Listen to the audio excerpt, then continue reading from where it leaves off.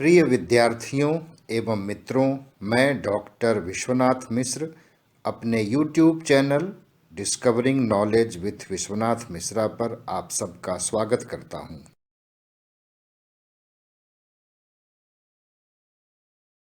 आपको यूपीएससी की तैयारी करनी चाहिए या नहीं करनी चाहिए, आज हम इस मुद्दे पर बातचीत करेंगे। अक्सर हमारे विद्यार्थी यह सवाल हमसे पूछा करते हैं और मैं आज आपको 7-8 बातें बताऊंगा कि आप यूपीएससी की तैयारी करने के काबिल हैं या नहीं हैं। सबसे पहली बात तो यह है कि आप यूपीएससी की तैयारी करने के काबिल हैं या नहीं हैं, यह कोई भी दूसरा आदमी आपको नहीं बता सकता है। आप सबसे अच्छा इसका आकलन स्वयं कर सकते हैं। कैसे करें, इसके लिए मैं आपको कुछ तरीके बताता हूं और यह मेरा पहला सूत्र होगा आज की आपसे हमारी बातचीत में। पहला सूत्र यह है कि यदि आपने ग्रेजुएशन कर लिया है तो आप यूपीएससी के पेपर उठाइए, पीटी के और मेंस के, जो आप एक सब्जेक्ट रखना चाहते हैं उसके साथ। और फिर यदि आप बिना किसी तैयारी के आज ही पीटी में जो सवाल आए हैं, सी सेट वाला और जीएस वाला, उसमें यदि आप 30% सवाल हल कर लेते हैं तो आप यूपीएससी की तैयारी करने के मुहाने पर पहुंच गए हैं। और इसी तरीके से मेंस में जो पेपर आए हुए हैं 2-3 साल के, आप देख लीजिए, और उसमें भी एवरेज यदि 30% सवाल आप कर सकते हैं तो ये आपके लिए बेहतर बात है, सकारात्मक बात है और आप यूपीएससी की तैयारी कर सकते हैं। पहला सूत्र मेरा यही था। दूसरा सूत्र ये है कि आपने यदि ग्रेजुएशन कर लिया है, चाहे आपने किसी भी स्ट्रीम से किया हो, और आप किसी भी एक प्रश्न को 5-6 तरीके से लिख सकते हैं, तो आप ज़रूर यूपीएससी की तैयारी करने के काबिल हैं। अब आप पूछेंगे कि वो 5-6 तरीके क्या हैं, तो आपने देखा होगा अपने प्रश्न पत्रों में कि प्रश्नों के साथ कुछ विशेष शब्द जुड़े हुए होते हैं और वे उस प्रश्न को एक विशेष तरीके से लिखे जाने की अपेक्षा करते हैं। जैसे आपको मिला होगा डिस्क्राइब कीजिए, एनालाइज कीजिए, एग्जामिन कीजिए, क्रिटिकली इवेलुएट कीजिए। इसी तरीके से 5-6 तरीके से सवाल कोई पूछे जाते हैं। आप इन शब्दों से यदि अब तक परिचित हो करके उत्तर नहीं देते रहे हैं और आपके नंबर फिर भी ठीक ठाक आ जाते रहे हों, तो बस ये ठीक ही बात है, लेकिन आपको पता होना चाहिए कि इन शब्दों की डिक्शनरी मीनिंग क्या है और यह एक उत्तर में क्या अपेक्षा रखते हैं। तो आज ही आप कोई भी डिक्शनरी उठा लीजिए, अब तो आपके मोबाइल में भी डिक्शनरी उपलब्ध है, और इन शब्दों का अर्थ देखिए और उसके अनुसार फिर आप एक ही प्रश्न को 4-5-6 तरीके से लिखने की कोशिश कीजिए। दूसरा सुझाव मेरा आज का आपके लिए यही था। मेरा तीसरा सुझाव यह है कि यदि आपने अपने जीवन में अब तक बहाने को अपना ढाल बनाया हो, मतलब बहाने से आप अपना बचाव करते रहे हो, जैसे आज लाइट चली गई थी तो गर्म पानी नहीं मिला तो नहा नहीं पाए इसीलिए कॉलेज नहीं गए, मम्मी के सिर में दर्द हो रहा था इसलिए हम रात में पढ़ नहीं पाए और इसीलिए मेरा टेस्ट खराब हो गया। हजारों बहाने इस तरह के हैं और विद्यार्थी इन सबों का बखूबी इस्तेमाल भी करते हैं। तो यदि आप यह समझते हैं कि आपने भी ऐसा खूब किया हुआ है, तो फिर आप कहाँ चक्कर में पड़ने वाले हैं। या तो आप ये बहाने बनाना छोड़िए और या तो फिर आप यूपीएससी की तैयारी मत कीजिए। तीसरा सुझाव मेरा आपके लिए यही था। चौथा सुझाव मेरा आपके लिए यह है कि आप अपना मूल्यांकन कीजिए कि क्या अपनी बातों को आप दूसरों से जब करते हैं, अपनी बातें कहते हैं, तो तर्कपूर्ण तरीके से और बहुत ही पोलाइट तरीके से आप लोगों को अपनी बात समझा पाते हैं, या दूसरे लोग ही अपनी बात आपको समझा देते हैं और आप चुप रह जाते हैं। यदि यह जो दूसरी वाली बात है वह आपकी प्रवृत्ति में हो, तब आप एक प्रशासक बनने की योग्यता अभी नहीं रखते हैं। और एक प्रशासक को कैसा होना चाहिए? प्रशासक को तो ऐसा ही होना चाहिए कि वह लोगों को समझा सके और तर्कपूर्ण तरीके से बिना उत्तेजित हुए समझा सके। तो यह प्रवृत्ति आप में नहीं है, तो यह प्रवृत्ति भी आपको विकसित करनी पड़ेगी। और यह कोई पढ़ लिख के प्रवृत्ति विकसित नहीं होती है, इसे धीरे धीरे एक आदत के रूप में विकसित करना होता है।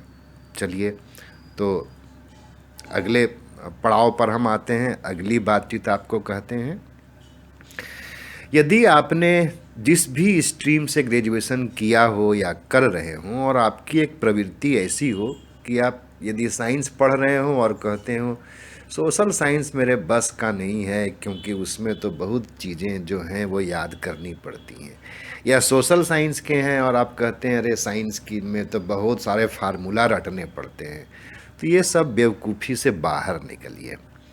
ठीक है कि आपकी ओवरऑल अंडरस्टैंडिंग कैसी है यह बहुत मायने रखता है, लेकिन अंडरस्टैंडिंग से आप थ्योरी को समझ सकते हैं और थ्योरी कैसे अप्लाई की जा सकती है इसको समझ सकते हैं। लेकिन थ्योरी के भीतर ही जो फैक्ट्स हैं, बिना फैक्ट्स के तो थ्योरी बनती नहीं है, तो उन सब चीज़ों को तो आपको याद रखना ही होगा। एक उदाहरण के माध्यम से मैं आपको यह बात बताता हूँ। मान लीजिए आपने समझदारी दिखाई और आपको यह पता है कि आर्टिकल 14 जो है वह विधि के समक्ष समानता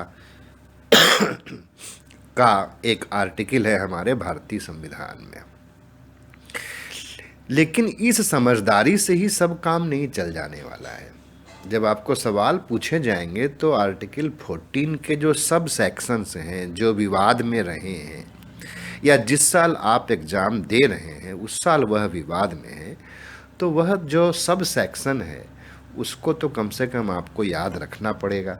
इसीलिए याद रखना और समझना, ये दोनों प्रवृत्ति आपके भीतर होनी चाहिए, और इसमें आप संतुलन बनाए हुए हैं यदि, तो आप काफ़ी अच्छा कर रहे होंगे, इसमें कोई शक नहीं। चलिए, मैं एक अगली चर्चा आपसे करता हूँ, एक अगला सूत्र आपको बताता हूँ। आप सोशल साइंस के विद्यार्थी हैं, मान लिया आप इकोनॉमिक्स नहीं पढ़ रहे हैं और आप कहते हैं कि मैंने इकोनॉमिक्स नहीं पढ़ा है, ग्रेजुएशन कर लिया है, और इसी नाते हमको ये पता नहीं है कि बजटरी डेफिसिट क्या होता है, मॉनेटरी डेफिसिट क्या होता है, फिजिकल डेफिसिट क्या होता है। ये यदि आपको पता नहीं है, भले ही आपने इकोनॉमिक्स न पढ़ा हो, चाहे इंटरमीडिएट में या बीए में, और आपको ये पता नहीं है, इसका मतलब यह हुआ कि जब से आपने पढ़ना शुरू कर दिया है तो कम से कम 5 साल बीत गए हैं। हर साल बजट आता है, इन शब्दों पर खूब चर्चा होती है और उसकी ओर आपका ध्यान गया ही नहीं है। इसका मतलब यह हुआ कि आप एक जागरूक विद्यार्थी नहीं हैं। तो मैं फिर कहूँगा कि कहाँ चक्कर में पड़े हैं, कुछ दूसरा ही काम करिए, या तो फिर पहले तो जागरूक बन जाइए।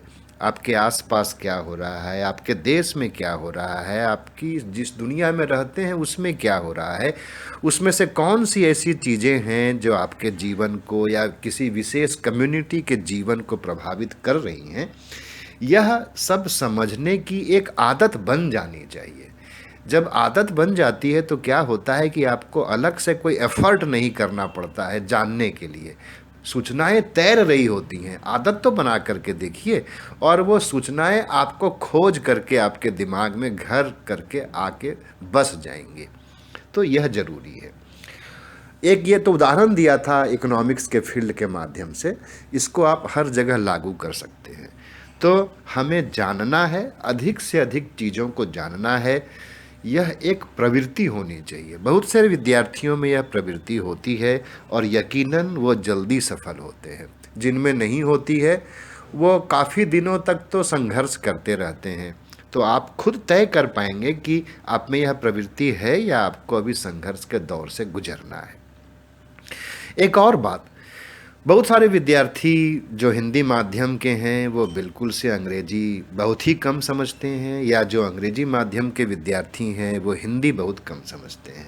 एक प्रशासक होने के लिए ज़रूरी है कि आपको कम से कम 2 भाषाओं की ठीक ठाक जानकारी हो, और जिस भाषा में आप परीक्षा देने वाले हैं उसमें तो आपकी अच्छी पकड़ होनी ही चाहिए। ऐसा इसलिए ज़रूरी नहीं है कि आपको मेंस में इंग्लिश और हिंदी का एक कंपलसरी पेपर आएगा जिसमें आपको पास होना ज़रूरी है, बल्कि इसलिए भी ज़रूरी है कि एक प्रशासक होने के नाते आपको बहुत से ब्यूरोक्रेटिक डॉक्यूमेंट्स तैयार करने हैं जो मूल रूप से अंग्रेजी में ही तैयार होंगे और फिर वो बाद में इंग्लिश में ट्रांसलेट होते हैं, सॉरी हिंदी में ट्रांसलेट होते हैं। इतनी जो बातें मैं आपको कह रहा हूँ, इन सब बातों के साथ कुछ चीज़ों को आप जोड़ लीजिए। क्या आप स्वस्थ रहते हैं? क्या स्वस्थ रहने की प्रवृत्ति आपके भीतर है? आपकी आर्थिक स्थिति कैसी है? यह ज़रूरी नहीं है कि पहले और दूसरे अटेम्प्ट में ही आप क्वालिफाई कर जाएं। ऐसा हो गया तो ये बहुत अच्छी बात है। तो कम से कम 3 साल का टारगेट आप ले करके चलेंगे तो उस 3 साल में आपके रहने खाने और परीक्षा देने के लिए जो आपको यात्राएं करनी हैं, किताबें खरीदनी हैं, न्यूज़पेपर खरीदना है, बहुत चीज़ें खरीदनी है, पत्रिकाएं खरीदनी हैं, उनका आर्थिक भार आप कैसे वहन करने वाले हैं, इसका भी आपको आप ही आकलन कर सकते हैं। कोई दूसरा आदमी इसका आकलन नहीं कर देगा। आप खुद तय करिए कि 5 साल जो आपने अब बिता लिए हैं इंटरमीडिएट से ग्रेजुएशन करते हुए, उसमें क्या आपने कोई न्यूज़पेपर पढ़ने की आदत डाली है? यदि आपने न्यूज़पेपर पढ़ने की आदत नहीं डाली है तो बहुत ही ख़राब किया है। जितनी जल्दी हो सके एक अच्छा न्यूज़पेपर पढ़ना शुरू करिए।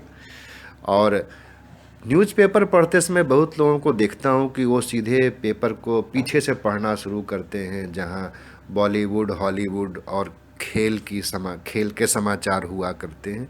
ये कौन सा तरीका है? आप जो फ्रंट पेज है वहाँ से पढ़ना शुरू कीजिए। फ्रंट पेज में जो समाचार छपे होते हैं वो काफ़ी महत्वपूर्ण होते हैं, इसीलिए वो फ्रंट पर हैं। उन समाचारों का विश्लेषण करिए और उसका कहाँ पर क्या प्रभाव पड़ रहा है, क्या असर पड़ रहा है, इन सबों को जानने की कोशिश कीजिए। और फिर किसी भी पेपर में जो एडिटोरियल पेज होता है उसमें 1-2 आर्टिकल भी छपे होते हैं, संपादकीय भी लिखा होता है, उसको तो ज़रूर से ज़रूर पढ़ने की आदत डाल लीजिए। और जब ये सारी चीज़ें आपके आदत में शुमार हो जाती हैं जिसमें आपको अच्छा लगने लगे, यह नहीं कि हमको एक वो बोझ लग रहा है, करना है इसलिए कर रहे हैं, तब तो फिर यूपीएससी जिसका सिलेबस बहुत विशाल है और उसके आयाम भी बहुत मल्टी डायमेंशनल हैं, सब चीज़ लगभग जानने की अपेक्षा की जाती है एक अभ्यर्थी से, तो वहाँ बोर्ड समझ करके कोई चीज़ किया जा रहा होगा तो उसको फिर तो उसे उस मतलब अभ्यर्थी को सफल होना तो फिर मुश्किल ही है। तो ये ऐसी कुछ सूत्र हैं। मुझे लगता है कि मैं कोई 6-7 बातें आपके साथ किया हूँ। ये सब यदि आप एक आदत के रूप में विकसित कर लेते हैं तब आप यूपीएससी की तैयारी करने के काफ़ी करीब हैं, योग्य हैं, और फिर आप ज़रूर कीजिए। अन्यथा जो कमियां आप में हैं उनको सुधारने में कोई बहुत वक्त नहीं लगता है, 1-1.5-2 महीने में सब सुधर सकते हैं। हाँ, आपकी राइटिंग स्किल बहुत अच्छी होनी चाहिए और ये सब चीज़ें आप में हैं, तो मेरी शुभकामनाएं आपको। तो चलिए आज के लिए इतना ही। हमारी आपकी फिर मुलाकात होगी और तब हम लोग किसी और मुद्दे पर बातचीत करेंगे।